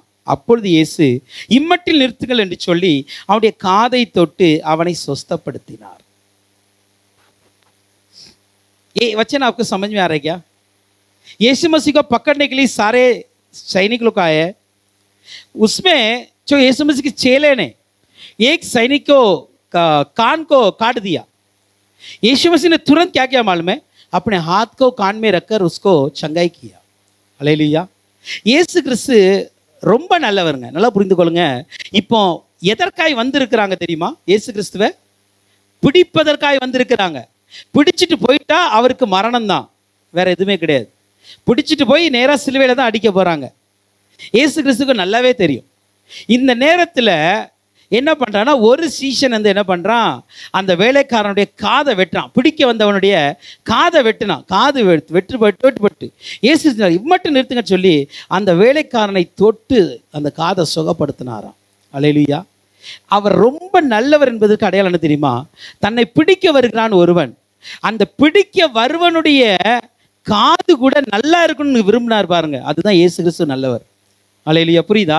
தன்னை பிடிச்சி அவன் அடிக்க போறான். எனக்கு தெரியும், தன்னை பிடிச்சி கொண்டு போய் இனி அடிக்க போறாங்க, சிலுவையில் அறைய போறாங்க, அவமானப்படுத்த போறாங்க, இழிவாய் பேச போறாங்க, முகத்துல துப்ப போறாங்க, தலையில குட்ட போறாங்க, முள்முடி சூட்ட போறாங்க. இது எல்லாம் இயேசு கிறிஸ்து நல்லா தெரியும்.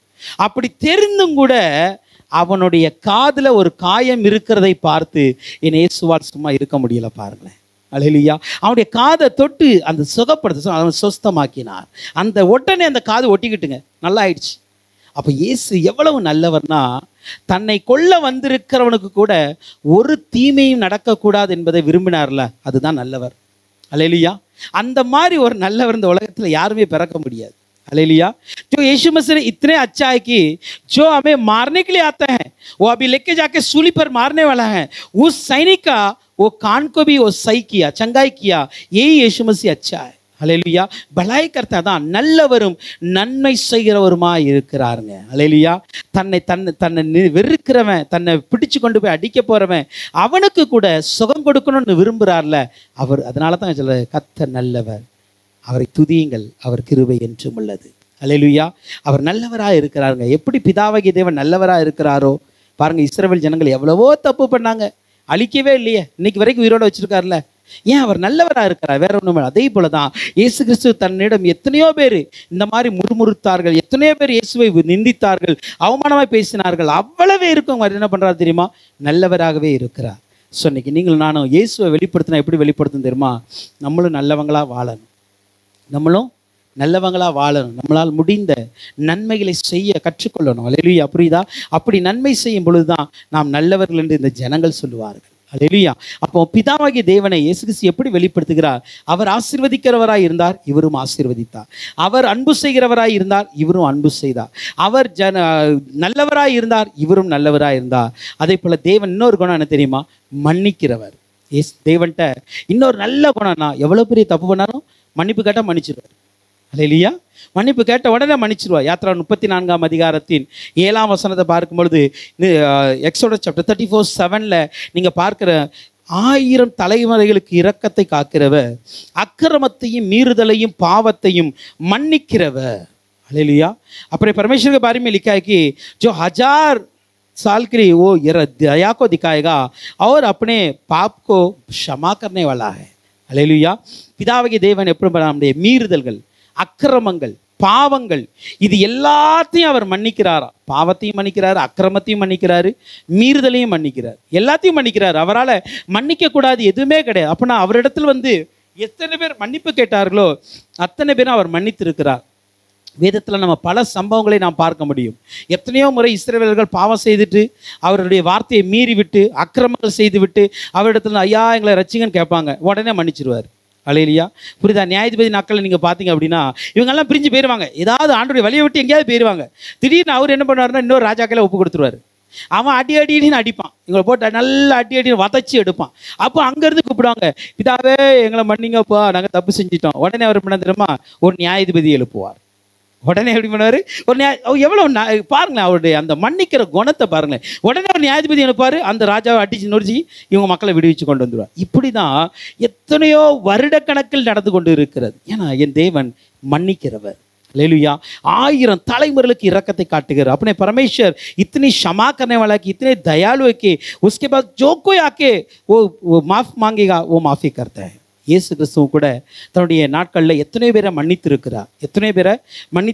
மத்தேயு 9:2 பாருங்க, ஒரு திமிர்வாதக்காரனை மேத்யூ சாப்டர் 9:2 கொண்டு பார்க்கும்பொழுது ஒரு திமிர்வாதக்காரனை கொண்டு வந்தாங்க. அந்த திமிர்வாதனை பார்த்து சொல்லாரு, உன் பாவங்கள் உனக்கு மன்னிக்கப்பட்டது என்று சொல்லுகிறார். அவன் பாவம் செய்திருக்கிறான், மன்னிக்கப்பட்டது என்று சொல்லுவார். லூக்கா 7:48-49 பார்க்கும்போது, லூக்கா கிதாப் 7 அதிகாரம் 48-49, லூக் சாப்டர் 7:48-49 நீங்கள் பாருங்கள், உங்கள் பாவங்கள் மன்னிக்கப்பட்டது என்று அவர் சொல்லுகிறார். அல்லேலூயா. இதோட விட்டாரா? நமக்கு தெரிந்த ஒரு சம்பவம் லூக்கா 23:34, லூக் 23:34 சிலுவைக்கு தொங்கிக் கொண்டு இருக்கிறார். சிலுவையில் தொங்கிக் கொண்டு இருக்கும் பொழுது சிலுவைக்கு கீழே இருந்து ஒருத்தன் ஈட்டியால் குத்துறான், விழாவில் ரத்தமும் தண்ணீரும் பாயுது. ஒருத்தன் காடி எடுத்து கொடுக்குறான், வாயெல்லாம் கசக்கு. ஒருத்தன் முள்முடி சூட்டி இருக்கிறான், வலிக்கு. ஒருத்தன் அவமானம் பேசிட்டு இருக்கிறான். அங்கே போறவங்க சொல்றாங்களா, எல்லாத்தையும் ரச்சித்தானப்பா, இவனையும் ரச்சிக்கட்டும் என்று சொன்னார்கள். இப்போ இயேசு என்ன சொன்னார் தெரியுமா? பிதாவே இவர்களை மன்னியும், தாங்கள் செய்கிறது என்னதென்று அறியாதிருக்கிறார்கள். அல்லேலூயா. பாருங்களேன், இயேசு கிறிஸ்துவனுடைய மன்னிப்பின் அளவை பாருங்களேன், எந்த அளவுக்கு அவர் மன்னிக்கிறார். தன்னுடைய ஜீவன் போகிறது யாரால? இவனால தான் போகுது, இவனால தான் என் ஜீவன் போகுது, ஆனால் அவனையும் மன்னிக்கிறார். பாருங்க, அதுதான் இயேசு கிறிஸ்துவனுடைய மன்னிக்கிற குணம். जो यीशु मसीह ऐसे क्षमा किया कि जो सूली पर लटकाया है सभी लोग निंदा करते हैं, लेकिन उसको भी परमेश्वर बोल रहा है तुम माफ कर परमेश्वर, क्योंकि उसको मालूम नहीं हम क्या करते हैं. அல்லேலூயா. பிரதர் இயேசு கிறிஸ்து மன்னிக்கிறவராய் இருந்தார். ஸோ இன்றைக்கு நாமளும் மன்னிக்கிறவராக இருக்கணும். அல்லேலூயா. மன்னிக்க கற்றுக்கொள்ளுங்க. இது பிதாவினுடைய குணங்க. இந்த பிதாவினுடைய குணத்தை இயேசு கிறிஸ்து எப்படி வெளிப்படுத்தினார்? அவர் ஆசீர்வாதம், அன்பு செய்கிறவர், மன்னிக்கிறவர், அவர் போல அவர் நல்லவர் என்று சொல்லி இருந்ததை இயேசு கிறிஸ்துவும் எப்படி வெளிப்படுத்தினாரோ அதே போல நாமும் வெளிப்படுத்த வேண்டும். இன்னும் பார்க்கலாம். ஆதியாகமம் 18:25 இயேசு கிறிஸ்து பிதாவாகிய தேவன் ஒரு நீதியுள்ள நியாயாதிபதியாக இருக்கிறார். நீதியுள்ள நியாயாதிபதி. ஆதியாகமம் 18:25, ஜெனிசிஸ் 18:25 நம்ம பார்க்குறோம். பிதாவை சர்வலோக நியாயாதிபதி நியாயம் செய்யாமல் இருப்பாரோ? ஆபிரகாம் ஜெபிக்கிறார். சர்வலோக நியாயாதிபதி என்று ஆபிரகாம் ஜெபிக்கிறார். அப்போ பிதாவாகிய தேவன் யார்னா ஒரு நியாயாதிபதி. அல்லேலூயா. இப்போ இயேசு கிறிஸ்து யார் தெரியுமா? அவரும் நீதியுள்ள நியாயாதிபதியாய் வரப்போகிறார். யோவான் 5:22 जॉन चैप्टर 5:22 நம்ம பார்க்கிறோம்.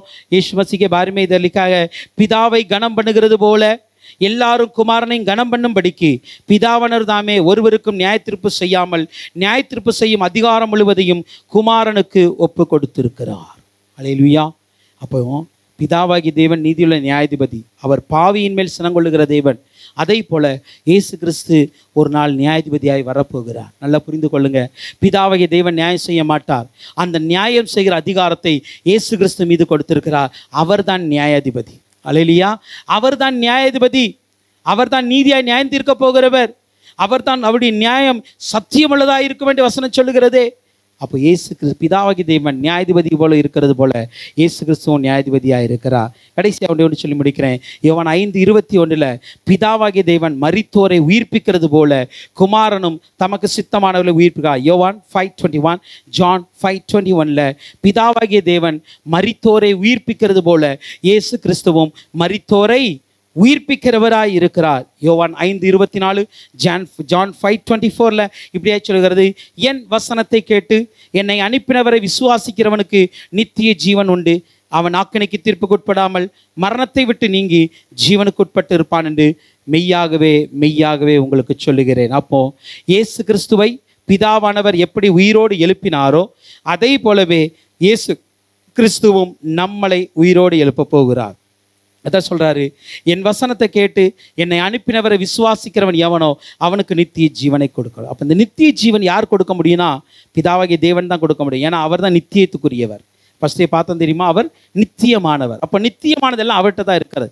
இப்போ இந்த நித்திய ஜீவனை பிதாவாகிய தேவன் கொடுக்கிறார். ஆனால் இயேசு கிறிஸ்து சொல்றாரு, என்ன என் வசனத்தை கேட்டு என்னை அனுப்பினவரை விசுவாசிச்சா நித்திய ஜீவன் உங்களுக்கு உண்டு. அல்லேலூயா. இந்த நித்திய ஜீவனை இயேசு கிறிஸ்து நம்ம கொடுக்க போகிறார். நல்லா புரிந்து கொள்ளுங்க. அப்போ இயேசு கிறிஸ்துவை எப்படி பிதாவாகிய தேவனை ஒவ்வொரு காரியத்திலும் வெளிப்படுத்தினாரோ அப்படியே நித்திய ஜீவனையும் நமக்கு கொடுக்க போகிறார். அதற்கு முன்பாக ஒரு நியாய தீர்ப்பு இருக்க போகிறது. அந்த நியாய தீர்ப்பு நீதியுள்ள நியாய தீர்ப்பாக இருக்கும். அந்த நியாய தீர்ப்புக்கு நாம் எப்படி பண்ணோம், சரியாக இருக்கணும். அதுக்கு போய் நியாயத்திற்குள்ள போய் நம்ம தலைகுனிஞ்சு நிற்கக்கூடாது. அதுக்கு முன்பாக நாம் நம்முடைய பாவங்களை அறிக்கையிட்டு நம்மை சரிப்படுத்தி கொண்டு ஏசப்பா உங்களுடைய வருகையில் நான் உண்மையுள்ளவர்களாக இருக்குன்னு சொல்லி ஒப்பு கொடுப்போம். நித்திய ஜீவனை கொண்டு வருகிறது. அந்த நித்திய ஜீவனுக்கு நீங்கள் நான் ஆயத்தப்படணும். அதுதான் பரலோக வாழ்க்கை. अनंत काल का जीवन है वो यीशु मसीह देने वाला है. उस अनंत काल जीवन को हम सभी लोग तैयारी होना है. हालेलुया. புரியுதா? நம்ம எல்லாம் அந்த வருகைக்கு தான் ஆயத்தப்பட போகிறோம். அதுக்கு தான் நம்ம இவ்வளவு தியானிக்கிறோம், இவ்வளவு பிரயாசப்படுறோம். எதுக்கு தெரியுமா? ஏன் வசனத்தை தியானித்து வசனத்துபடி வாழணும். ஏன்னா நமக்கு இந்த ஜீவனை விட வரப்போகிற அந்த ஜீவன் பெரியது. அல்லேலூயா. இந்த ஜீவன் கொஞ்ச நாட்கள், ஆனால் நித்தியத்துக்குரிய ஒரு ஜீவன் இருக்கிறது. அந்த ஜீவனுக்கு நீங்களும் நான் आयतपड़ो. अभी हम थोड़े दिन जीने वाला है, लेकिन इस जीवन से अलावा अपने एक बड़ा एक जीवन आने वाला है, एक अनंत काल का जीवन. उस अनंत काल जीवन का हम सभी लोग तैयारी होंगे. நாம் எல்லாரும் அந்த வருகைக்கு ஆயத்தப்படுவோம். கர்த்தர் தான் உங்களை என்னையும் ஆசீர்வதிப்பாரா.